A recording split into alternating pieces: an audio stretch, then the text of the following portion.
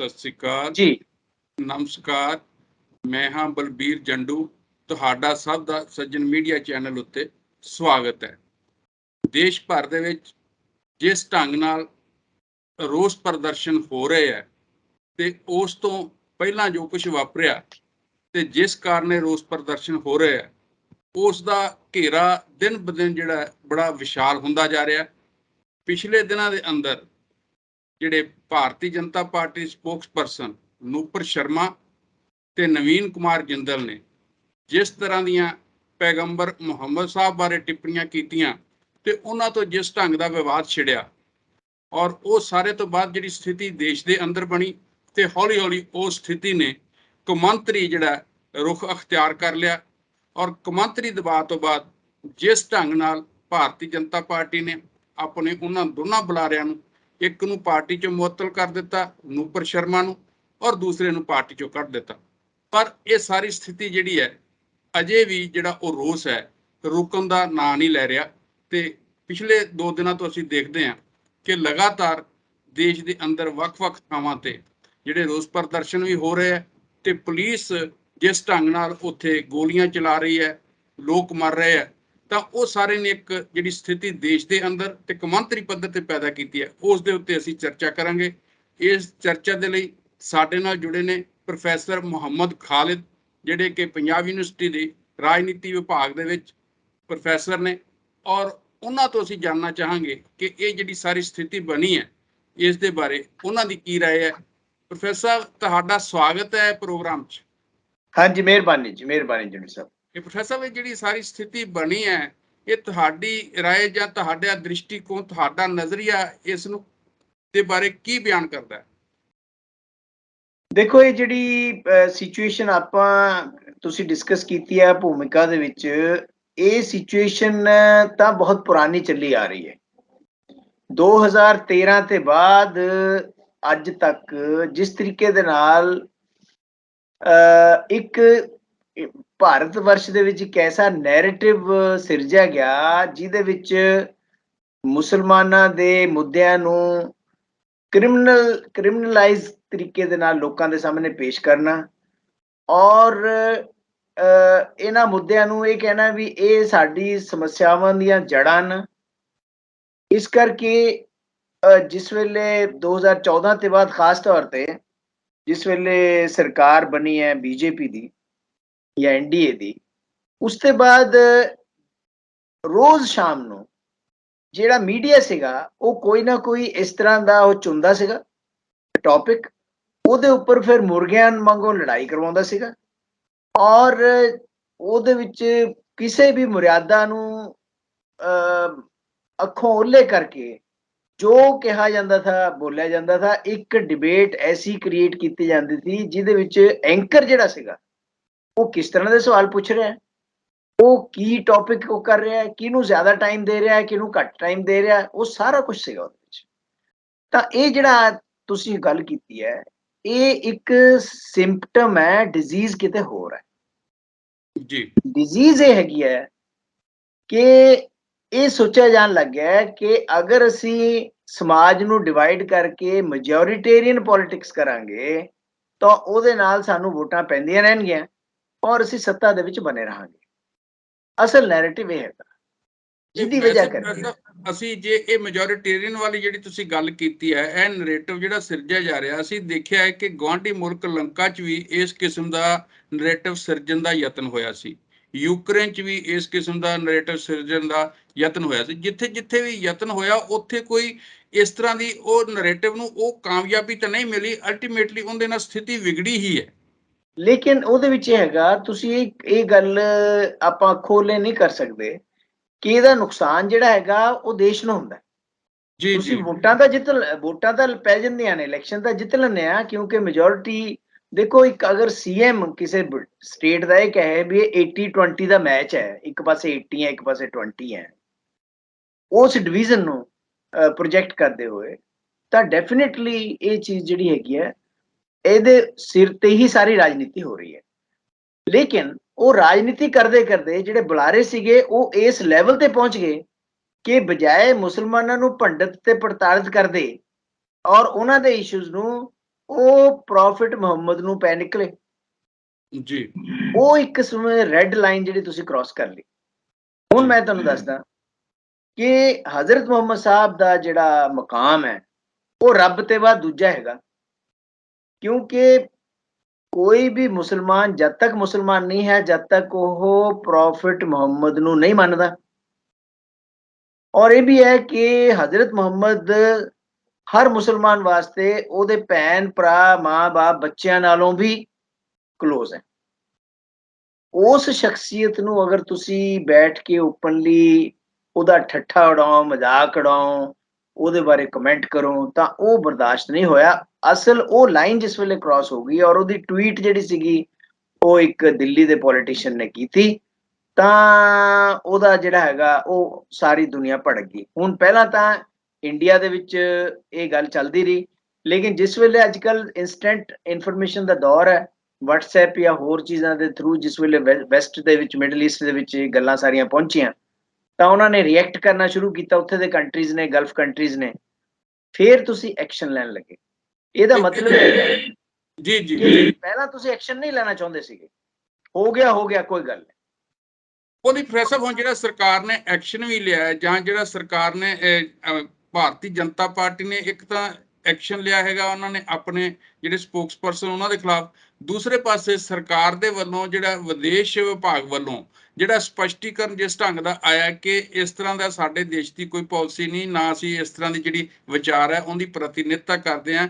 ਔਰ ਜਿਸ ਢੰਗ ਨਾਲ ਇਹ ਜਿਹੜੇ ਅਰਬ ਦੇਸ਼ ਹੈਗੇ ਆ ਉਹਨਾਂ ਦੇ ਵਿੱਚ ਲਗਭਗ 20 ਦੇਸ਼ ਜਿਨ੍ਹਾਂ ਨੇ ਇਸ ਦੇ ਉੱਤੇ ਆਪਣਾ ਪ੍ਰਤੀਕਰਮ ਦਿੱਤਾ ਹੈਗਾ, ਤੇ ਕਤਰ ਨੇ ਤਾਂ ਇਹ ਗੱਲ ਕਹੀ ਹੈ ਕਿ ਇਹ ਮਾਫੀ ਮੰਗਣ ਜਨਤਕ ਤੌਰ ਤੇ ਤਾਂ ਹੋ ਸਕਦਾ। ਤੇ ਇਸੇ ਵੀ ਜਿਹੜੇ ਰੋਸ ਪ੍ਰਦਰਸ਼ਨ ਹੋ ਰਿਹਾ ਉਹਨਾਂ ਦਾ ਵੀ ਇਹੀ ਹੈ ਕਿ ਇਹਨਾਂ ਨੂੰ ਗ੍ਰਿਫਤਾਰ ਕੀਤਾ ਜਾਵੇ। ਕੀ ਜੇ ਇਹਨਾਂ ਦੀ ਗ੍ਰਿਫਤਾਰੀ ਹੁੰਦੀ ਹੈ ਤੇ ਉਹ ਜਨਤਕ ਮਾਫੀ ਹੋ ਜਾਂਦੀ ਹੈ ਤਾਂ ਫਿਰ ਕੀ ਇਹ ਗੱਲ ਰੁਕ ਸਕਦੀ ਹੈ, ਮਾਹੌਲ ਠੀਕ ਹੋ ਸਕਦਾ? ਜੰਡੂ ਸਾਹਿਬ ਇਹ ਇੰਨਾ ਆਸਾਨ ਨਹੀਂ ਹੈ, ਮੈਂ ਦੱਸਦਾ ਕਿਉਂ। ਜੀ OIC ਨੇ ਯੂਨਾਈਟਿਡ ਨੇਸ਼ਨਸ ਦੇ ਵਿੱਚ ਵੀ ਇਹ ਗੱਲ ਕੀਤੀ ਹੈ, ਜੀ OIC ਨੇ ਵੀ ਇਹਦੀ ਭਰਸਨਾ ਕੀਤੀ ਹੈ। ਜੀ ਜੀ ਬਿਲਕੁਲ। ਜਿਹੜੀ ਗਲਫ ਕੋਆਪਰੇਸ਼ਨ ਕਾਉਂਸਲ ਹੈ, ਜਿਹੜੀ ਕਿ ਗਲਫ ਦੇ ਸਟੇਟਸ ਦੀ ਆਰਗੇਨਾਈਜੇਸ਼ਨ ਹੈ, ਉਹਨੇ ਵੀ ਇਹਦੀ ਉਹ ਕੀਤੀ ਹੈ। ਇੰਡੀਵਿਜੂਅਲ ਤਾਂ ਹੈ ਹੀ, 20 ਕੰਟਰੀਜ਼ ਜਾਂ 22 ਕੰਟਰੀਜ਼ ਜਿਹੜੇ ਸੀਗੇ ਉਹਨਾਂ ਨੇ ਇੰਡੀਵਿਜੂਅਲ ਲੈਵਲ ਤੇ ਤਾਂ ਕੰਡੈਮ ਕੀਤਾ ਹੈ। ਬਿਲਕੁਲ ਠੀਕ ਹੈ। ਉਸ ਤੋਂ ਬਾਅਦ ਤੁਸੀਂ ਉਹਨਾਂ ਪਰ ਐਕਸ਼ਨ ਕੋਈ ਨਹੀਂ ਲੈਤਾ, ਸਿਰਫ ਕੀ ਕੀਤਾ ਹੈ, ਉਹਨਾਂ ਨੂੰ ਪਾਰਟੀ ਦੇ ਵਿੱਚੋਂ ਨਿਲੰਬਿਤ ਕਰਤਾ ਜਾਂ ਸਸਪੈਂਡ ਕਰਤਾ ਜਾਂ ਕੱਢਤਾ। ਹੁਣ ਗੱਲ ਇਹ ਹੈਗੀ ਹੈ ਕਿ ਉਹ ਕਹਿ ਰਹੇ ਹੈ ਕਿ ਜੀ ਇਹ ਤਾਂ ਫ੍ਰਿੰਜ ਐਲੀਮੈਂਟ ਥਾ। ਤੁਹਾਨੂੰ ਮੈਂ ਦੱਸਦਾ ਜੰਡੂ ਸਾਹਿਬ, ਇੱਕ ਪਾਰਟੀ ਜਿਹਦੀ ਸਰਕਾਰ ਹੋਵੇ ਕੇਂਦਰ ਦੇ ਵਿੱਚ, ਉਹਦੇ ਆਫੀਸ਼ੀਅਲ ਸਪੋਕਸਮੈਨ ਹੋਣ ਔਰ ਉਹਦੇ ਆਫੀਸ਼ੀਅਲ ਸਪੋਕਸਪਰਸਨ ਜਿਹੜੇ ਹੈਗੇ ਆ ਟੀਵੀ ਤੇ ਬੈਠ ਕੇ, ਨੈਸ਼ਨਲ ਟੀਵੀ ਤੇ ਬੈਠ ਕੇ ਏਡੀ ਗੈਰ ਜ਼ਿੰਮੇਵਾਰਾਂ ਨਾਲ ਗੱਲ ਕਰਨ ਤਾਂ ਫ੍ਰਿੰਜ ਐਲੀਮੈਂਟ ਨਹੀਂ ਹੋ ਸਕਦਾ। ਇਹਦਾ ਮਤਲਬ ਹੈ ਕਿ ਉਹਨਾਂ ਦੀ ਕੋਰ ਆਈਡੀਓਲੋਜੀ ਦਾ ਹੀ ਪਾਰਟ ਹੈ ਇਹ। ਹੁਣ ਉਹ ਕਿੰਨਾ ਮਰਜ਼ੀ ਕਹੀ ਚੱਲੋ ਤੁਸੀਂ ਕਿ ਜੀ ਅਸੀਂ ਸਾਰੇ ਧਰਮਾਂ ਦਾ ਬਰਾਬਰ ਉਹ ਕਰਦੇ ਹਾਂ, ਸਨਮਾਨ ਕਰਦੇ ਹਾਂ ਵਗੈਰਾ ਵਗੈਰਾ। ਦੂਸਰੀ ਚੀਜ਼ ਇਹ ਹੈਗੀ ਹੈ ਕਿ ਜਿਸ ਦਿਨ ਇਹ ਹੋਇਆ ਉਸੇ ਦਿਨ ਅਗਰ ਐਕਸ਼ਨ ਹੋ ਜਾਂਦਾ ਤਾਂ ਇਹ ਬਵਾਲ ਐਡਾ ਨਹੀਂ ਖੜਾ ਹੋਣਾ ਸੀਗਾ। ਤੁਸੀਂ ਦੇਖਦੇ ਰਹੇ ਵੀ ਕੁਝ ਕੋਈ ਕਰਦਾ ਜਾਂ ਨਹੀਂ ਕਰਦਾ, ਜਦ ਉਹ ਜਿਹੜੇ ਗਲਫ ਕੰਟਰੀਜ਼ ਹੈ, ਅਰਬ ਕੰਟਰੀਜ਼ ਹੈ, ਉਹਨਾਂ ਤੱਕ ਗੱਲ ਪਹੁੰਚੀ, ਉੱਥੋਂ ਰਿਐਕਸ਼ਨ ਆਉਣ ਲੱਗਿਆ, ਫਿਰ ਤੁਸੀਂ ਐਕਸ਼ਨ ਲੈਤਾ। ਇਟ ਮੀਨਸ ਤੁਸੀਂ ਉਸ ਵੇਲੇ ਵੀ ਚਾਹੁੰਦੇ ਸੀਗੇ ਕਿ ਠੀਕ ਹੈ ਮਾਮਲਾ ਰਫਾ ਦਫਾ ਹੋ ਜਾਊਗਾ, ਕਰਤਾ ਤਾਂ ਕਿਆ ਫਰਕ ਪੈਂਦਾ। ਕਿਤੇ ਨਾ ਕਿਤੇ ਇਹ ਵੀ ਪ੍ਰੋਫੈਸਰ ਸਾਹਿਬ ਗੱਲ ਨਹੀਂ ਲੱਗਦੀ ਕਿ ਜਦੋਂ ਅਰਬ ਕੰਟਰੀ ਦੇ ਵਿੱਚ ਵੀ ਇਹ ਜਿਹੜਾ ਦੇਸ਼ ਦੀ ਸਰਕਾਰ ਵੱਲੋਂ ਕਦਮ ਚੁੱਕੇ ਗਏ, ਉਹ ਵੀ ਉਸ ਸਮੇਂ ਚੁੱਕੇ ਗਏ ਜਦੋਂ ਉੱਥੇ ਦੇ ਜਿਹੜੇ ਸੁਪਰ ਸਟੋਰ ਸੀ, ਉੱਥੇ ਜਿਹੜੀਆਂ ਭਾਰਤੀ ਵਸਤਾਂ ਜਾਂਦੀਆਂ ਸੀ ਉਹਨਾਂ ਦਾ ਬਾਈਕਾਟ ਹੋਣ ਲੱਗਿਆ।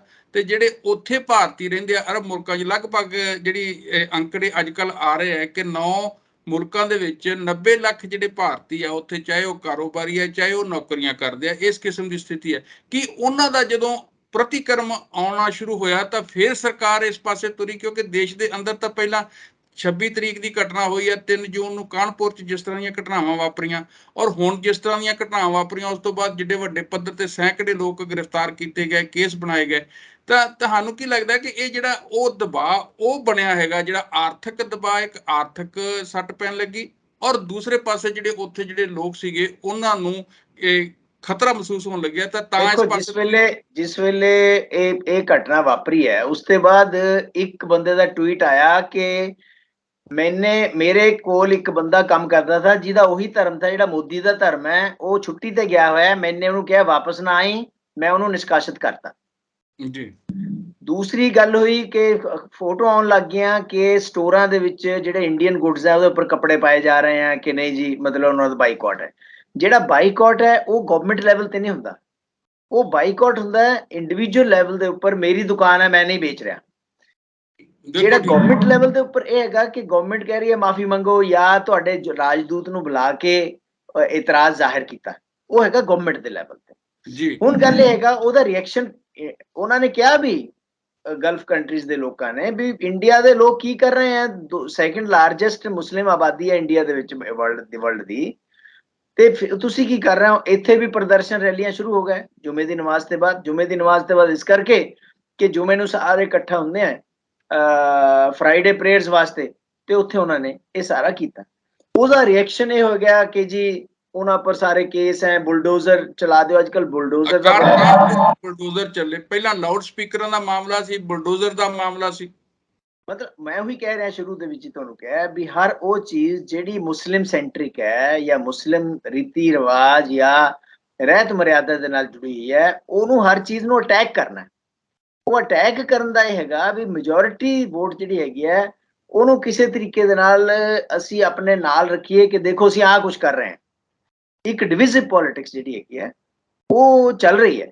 ਉਹਦੀ ਵਜ੍ਹਾ ਕਰਕੇ ਹੁਣ ਮੈਂ ਤੁਹਾਨੂੰ ਦੱਸਦਾ ਕਿ ਇਹਦਾ ਰਿਐਕਸ਼ਨ ਜਿਹੜਾ ਹੈਗਾ ਸਿਰਫ ਗਲਫ ਕੰਟਰੀਜ਼ 'ਚ ਹੁਣ ਹੀ ਨਹੀਂ ਹੋਇਆ, ਪਹਿਲਾਂ ਵੀ ਜਿਸ ਵੇਲੇ ਪੈਂਡੈਮਿਕ ਦੇ ਦਿਨਾਂ ਦੇ ਵਿੱਚ ਤਬਲੀਗੀ ਜਮਾਤ ਨੂੰ ਲੈ ਕੇ ਮੁਸਲਮਾਨਾਂ ਪਰ ਜਿਸ ਤਰ੍ਹਾਂ ਅਟੈਕ ਕੀਤੇ ਗਏ ਉਸ ਵੇਲੇ ਮੀਡੀਆ ਵੱਲੋਂ, ਤੇ ਹੋਰ ਉਸ ਵੇਲੇ ਤੋਂ ਹੀ ਇਹ ਚੱਲ ਰਿਹਾ ਹੈ। ਉਸ ਵੇਲੇ ਵੀ ਉੱਥੇ ਟਵੀਟਸ ਹੁੰਦੀਆਂ ਸੀਗੀਆਂ ਵੀ ਇਹ ਗਲਤ ਹੋ ਰਿਹਾ ਹੈ। ਹੁਣ ਜਿਹੜਾ ਹੈਗਾ ਬਿਲਕੁਲ ਓਪਨ ਮਾਮਲਾ ਆ ਗਿਆ ਜਿਹਦੇ ਵਿੱਚ ਜਿਹੜੇ ਉੱਥੇ ਦੇ ਲੋਕ ਹੈ, ਉੱਥੇ ਦੀ ਲੀਡਰਸ਼ਿਪ ਹੈ, ਉੱਥੇ ਦੀਆਂ ਸਰਕਾਰਾਂ, ਉਹਨਾਂ ਨੇ ਇਸ ਚੀਜ਼ ਦਾ ਪੂਰਾ ਸੰਗਿਆਨ ਲੈਤਾ ਔਰ ਅੱਗੇ ਨੂੰ ਜਦ ਵੇਲੇ ਵੀ ਕੋਈ ਇਸ ਤਰ੍ਹਾਂ ਦੀ ਘਟਨਾ ਹੋਏਗੀ ਉਹ ਡੈਫੀਨੇਟਲੀ ਉਹ ਘਟਨਾ ਉੱਥੇ ਤੱਕ ਪਹੁੰਚੂਗੀ ਤਾਂ ਉਹਦਾ ਰਿਐਕਸ਼ਨ ਉੱਥੇ ਜਿਹੜਾ ਹੈਗਾ ਉਹ ਜ਼ਰੂਰ ਹੋਏਗਾ। ਤੇ ਪ੍ਰੋਫੈਸਰ ਜਿਹੜੀ ਜਿਸ ਤਰ੍ਹਾਂ ਹੁਣ ਇਹ ਰੋਸ ਪ੍ਰਦਰਸ਼ਨ ਚੱਲ ਰਿਹਾ ਹੈ, ਕੰਟੀਨਿਊਟੀ ਲਗਾਤਾਰਤਾ 'ਚ ਹੈ, ਤੇ ਜੇ ਇਹ ਕੋਈ ਕਾਰਵਾਈ ਸਰਕਾਰ ਵੱਲੋਂ ਨਹੀਂ ਹੁੰਦੀ ਜਾਂ ਸੈਟੀਸਫੈਕਟਰੀ ਕੋਈ ਇਸ ਤਰ੍ਹਾਂ ਦੇ ਕਦਮ ਨਹੀਂ ਚੁੱਕੇ ਜਾਂਦੇ ਤਾਂ ਕੀ ਇਹ ਇਸ ਤਰ੍ਹਾਂ ਹੀ ਚੱਲਦਾ ਰਹੇ? ਦੇਖੋ ਇਦਾਂ ਹੈਗਾ, ਅਗਰ ਤੁਸੀਂ ਸੋਸ਼ਲ ਮੀਡੀਆ ਤੇ ਜਾਓ ਜੀ, ਉੱਥੇ ਇੱਕ ਅੱਛਾ ਖਾਸਾ ਤਬਕਾ ਉਹ ਹੈ, ਉਹ ਕਹਿੰਦਾ ਵੀ ਤੁਸੀਂ ਇਹਨਾਂ ਦੋਨਾਂ ਬੰਦਿਆਂ ਦੇ ਉੱਪਰ ਐਕਸ਼ਨ ਲੈਤਾ ਹੀ ਕਿਉਂ ਹੈ, ਨਹੀਂ ਲੈਣਾ ਚਾਹੀਦਾ। ਉਹਨਾਂ ਦੇ ਸਮਰਥਕ ਹੈ ਕਿਉਂਕਿ ਉਹ ਲੋਕ ਹੈਗੇ ਆ ਜਿਹੜੇ ਉਸ ਆਈਡੀਓਲੋਜੀ ਨੂੰ ਜਾਂ ਉਸ ਨੈਰੇਟਿਵ ਨੂੰ ਜਿਹੜਾ ਹੈਗਾ ਉਹ ਸਿਰਜਦੇ ਆ ਜਾਂ ਉਹਨੂੰ ਸਪੋਰਟ ਕਰਦੇ ਆ। ਇਸ ਕਰਕੇ ਗਵਰਨਮੈਂਟ ਜਿਹੜੀ ਹੈਗੀ ਹੈ ਅਗਰ ਉਹ ਐਕਸ਼ਨ ਲੈਂਦੀ ਹੈ ਤਾਂ ਅੱਗੇ ਨੂੰ ਇਲੈਕਸ਼ਨ ਹੈ, ਮੈਜੋਰਿਟੀ ਜਾਂ ਉਹਨਾਂ ਵਿੱਚੋਂ ਲੋਕ ਜਿਹੜੇ ਉਹਨਾਂ ਦਾ ਕੋਰ ਵੋਟ ਬੈਂਕ ਹੈ ਉਹ ਨਾਰਾਜ਼ ਹੋ ਸਕਦਾ ਹੈ।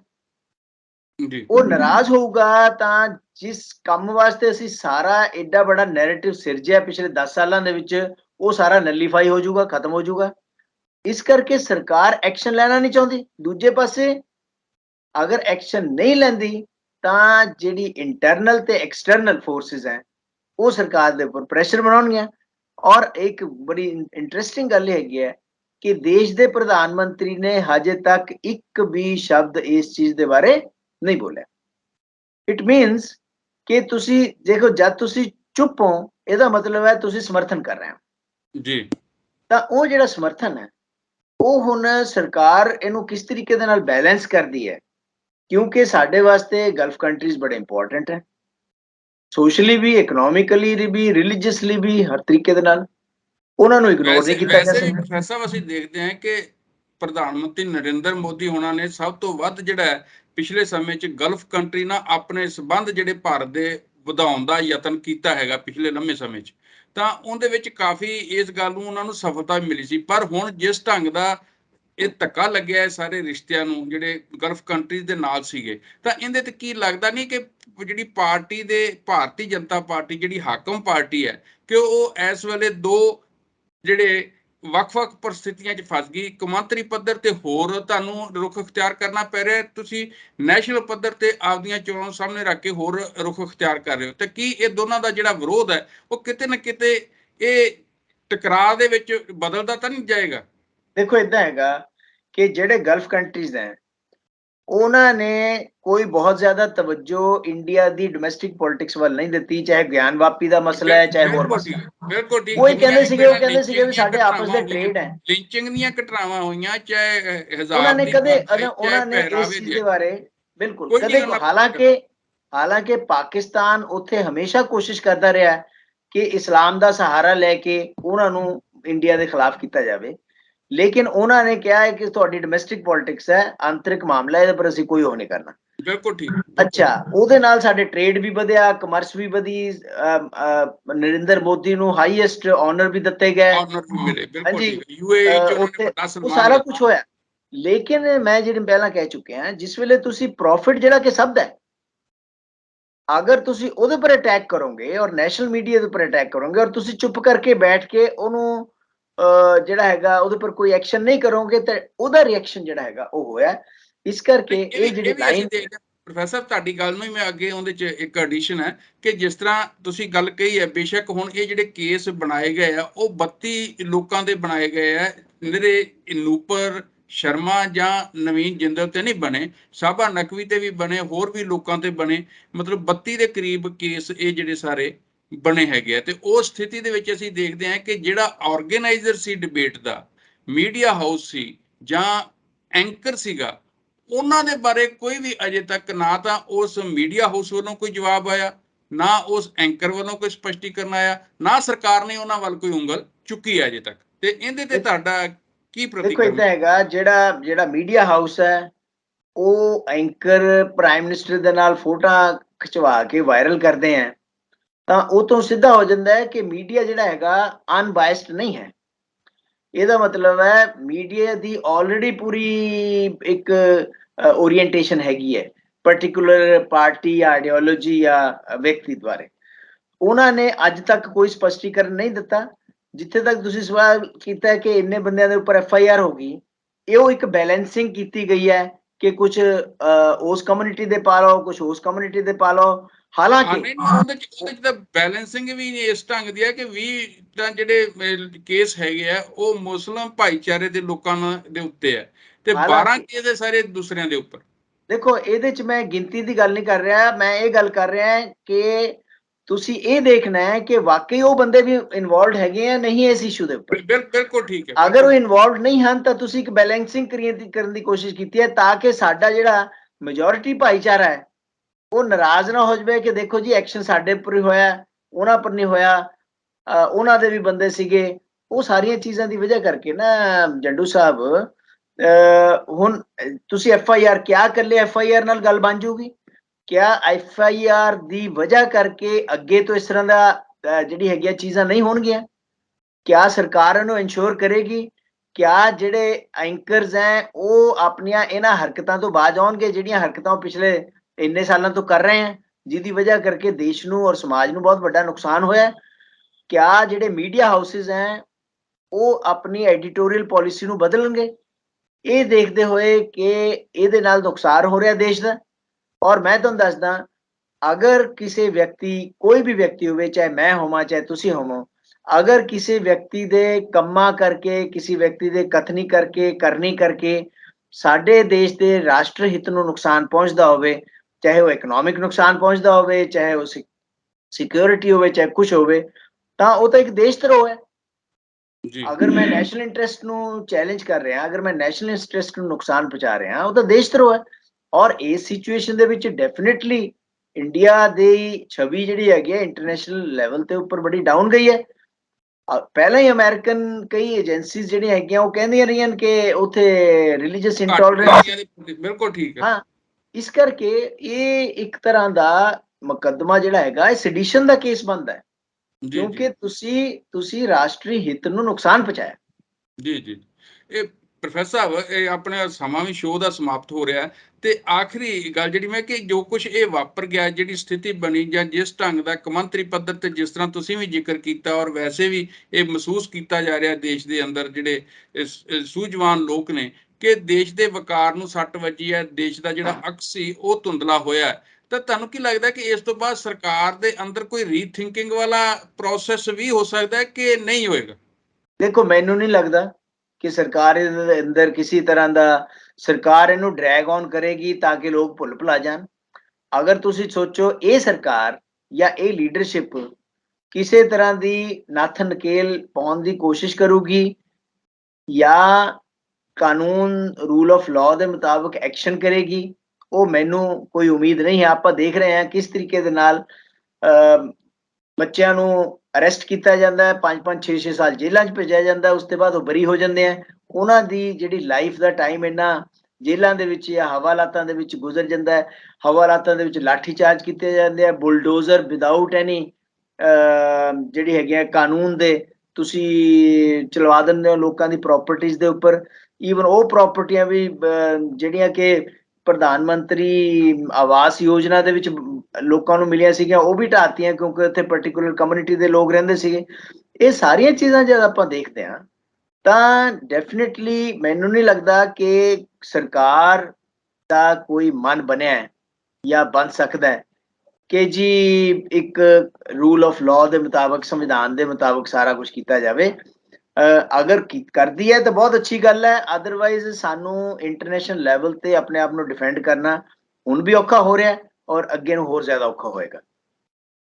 ਇੱਥੇ ਹੀ ਸਾਡਾ ਸ਼ੋਅ ਸਮਾਪਤ ਹੁੰਦਾ ਹੈ। ਦੋਸਤ ਜਿਹੜੇ ਸਾਡੇ ਇਸ ਸ਼ੋਅ ਨਾਲ ਜੁੜੇ, ਔਰ ਦੋਸਤੋ ਜੇ ਤੁਹਾਨੂੰ ਸਾਡਾ ਇਹ ਪ੍ਰੋਗਰਾਮ ਪਸੰਦ ਆਇਆ ਹੋਵੇ ਤਾਂ ਤੁਸੀਂ ਇਸ ਨੂੰ ਲਾਈਕ ਵੀ ਜ਼ਰੂਰ ਕਰਨਾ, ਆਪਣੇ ਦੋਸਤਾਂ ਨਾਲ ਵੀ ਸ਼ੇਅਰ ਕਰਨਾ ਤੇ ਚੈਨਲ ਨੂੰ ਵੀ ਸਬਸਕ੍ਰਾਈਬ ਕਰਨਾ। ਪ੍ਰੋਫੈਸਰ ਸਾਹਿਬ ਤੁਹਾਡਾ ਵੀ ਬਹੁਤ ਬਹੁਤ ਧੰਨਵਾਦ, ਤੁਸੀਂ ਜੁੜੇ ਔਰ ਸਾਰਾ ਆਪਣੀ ਇਹਦੇ ਤੇ ਰਾਏ ਦਿੱਤੀ। ਧੰਨਵਾਦ। ਧੰਨਵਾਦ।